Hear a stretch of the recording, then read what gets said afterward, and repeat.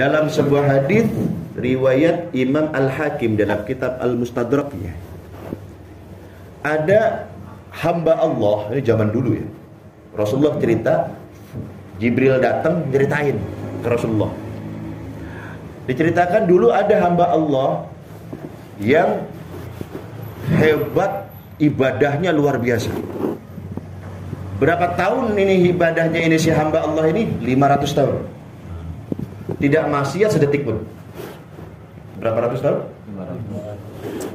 500. Gope tahun, bayangin. Lah ini makhluk, si hamba Allah ini ditempatkan oleh Allah di sebuah pulau. Lautan, ada pulau, ada gunung, di puncak gunung dia tinggalnya.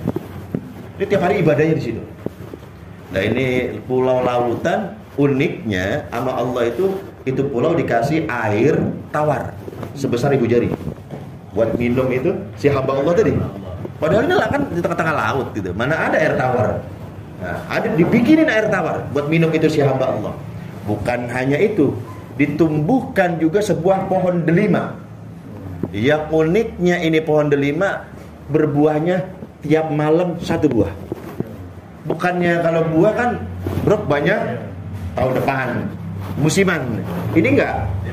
Tiap malam satu buah. Matang, udah seger, matang. Udah enak tinggal makan.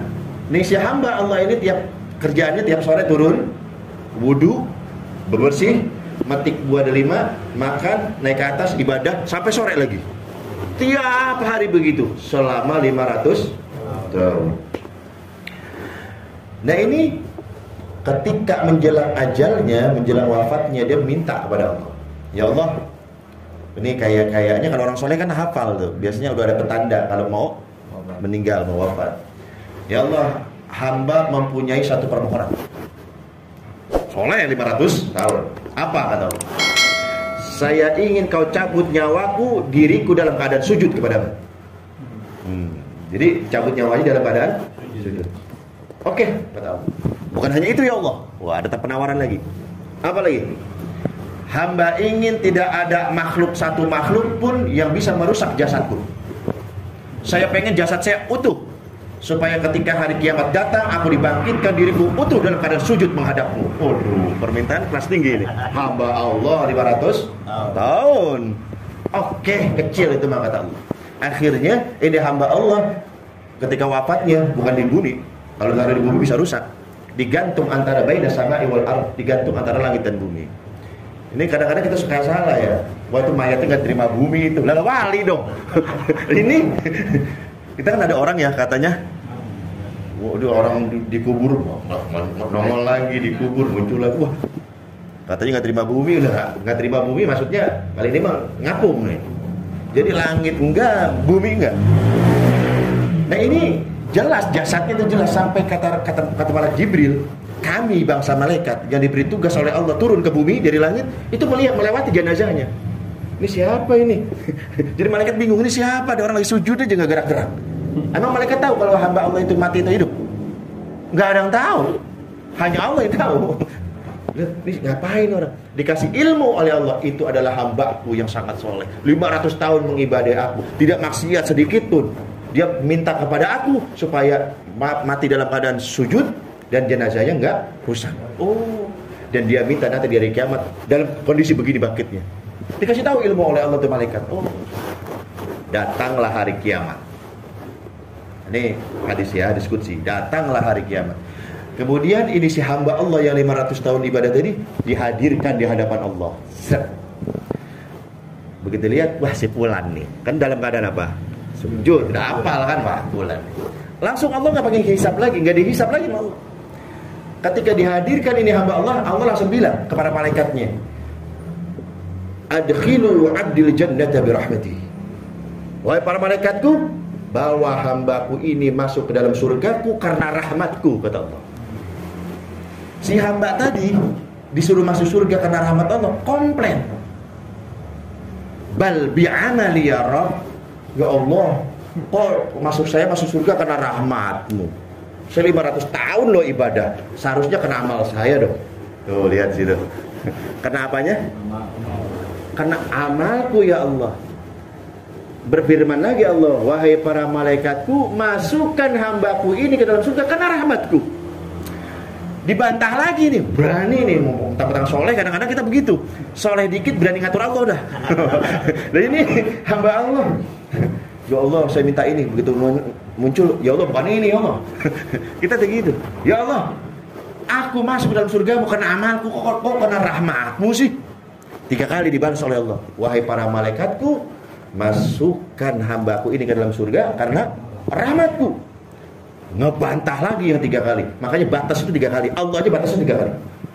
Jadi kalau kita dibantah orang sekali ikut, A, B aja, A, B aja, A, B aja, baru marah boleh. Nih, yang lebih berat kemarin seharusnya Allah. Di berapa kali dikomplain? Wahai para malaikatku, yang terakhir nih, masukkan hambaku ini ke dalam surgaku karena rahmatku. Si hamba kembali mengatakan, bal bi'amali ya Rabb, ya Allah karena amalku dong, bukan karena rahmatmu. Mulai ini marahnya Allah nih. Ini pala batu nih katanya, nggak bisa diatur nih, nggak ngerti ini hamba nih. Dikasih pengertian. Dan Allah memberikan pengertian kepada hambanya itu pakai akal, sesuai akalnya kita, sehingga kita paham, sehingga kita ngerti. Oh berarti dia ngandelin amal nih. Baik, kata Allah, wa yaqulullahu lil malaikati, saat itu Allah berfirman kepada para malaikatnya, qaisu abdi bi ni'mati alaihi wa amalihi. Para malaikatku, siapkan timbangan. Kan tadi kan enggak pakai dihisap. Oke, hisap kita mainkan. Ambil timbangan. Timbangan 2 ya mangkoknya. 1 amalnya. Karena kan maksiatnya enggak ada. Maksiatnya enggak ada. Amalnya doang. Yang 1 lagi, timbang bukan dengan dosa. Dengan apa ya Rabb? Dengan rahmatku, dengan nikmatku. Timbang. Ditimbang.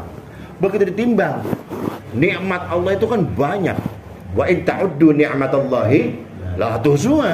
Kalau kamu disuruh menghitung nikmat Allah, enggak bakal bisa. Mata dengan melihatnya, kuping dengan mendengarnya, lisan dengan berbicaranya, tangan dengan memegangnya, kaki dengan melangkahnya, hati dengan berdetaknya kan, otak dengan berpikirnya. Enggak bisa. Timbang dengan nikmatku. Nikmat yang mana ya Allah? Cukup adu dengan nikmat basor, melihat. 1 aja dulu. Kira-kira masih menang gak dia? Dari sekian banyak nikmat Allah yang diadu cuma 1. Nikmat apa? Mata doang melihat. Begitu ditimbang, jomplang. Nikmat Allah yang melihat 1 mengalahkan ibadahnya selama 500 tahun. Kalau bingung dia nih. Belum lagi nikmat-nikmat Allah yang lain yang udah ngantri.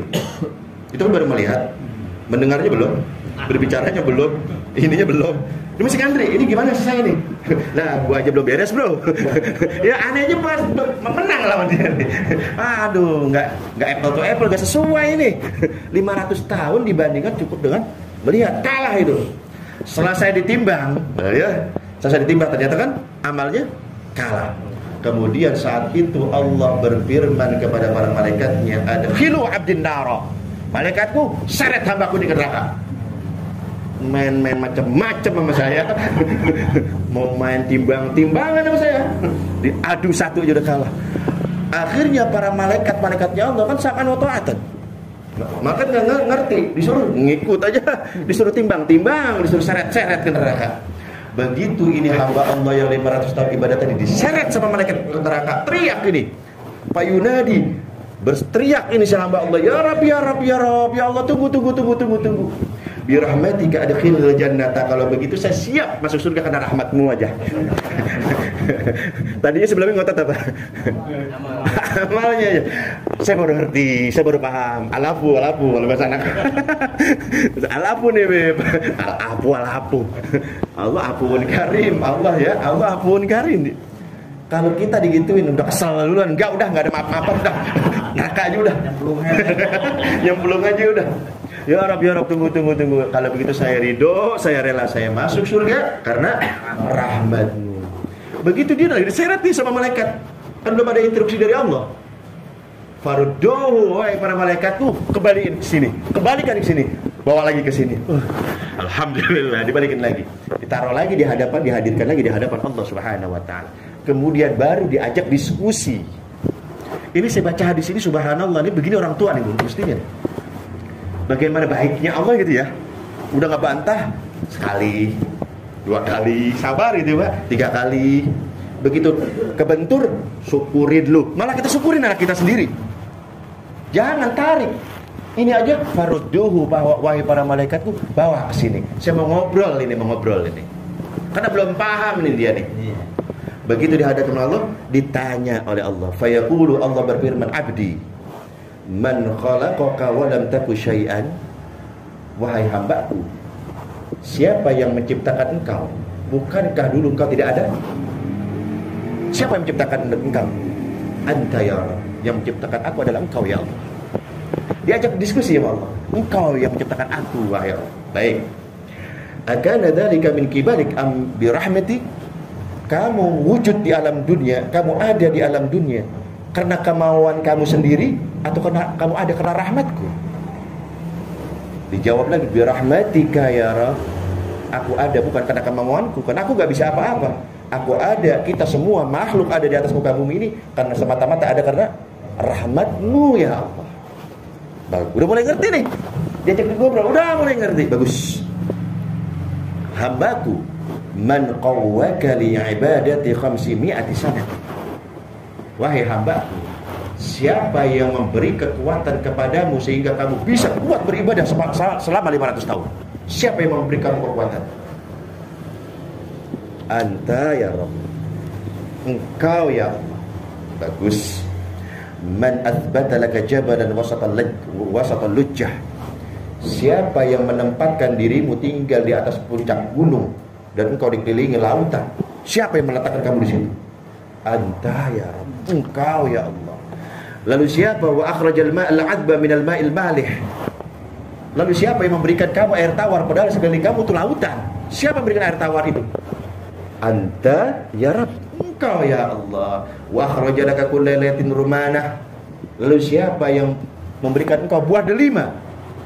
Yang bahkan unik buah delima ini, setiap malam berbuah satu, buahnya segar.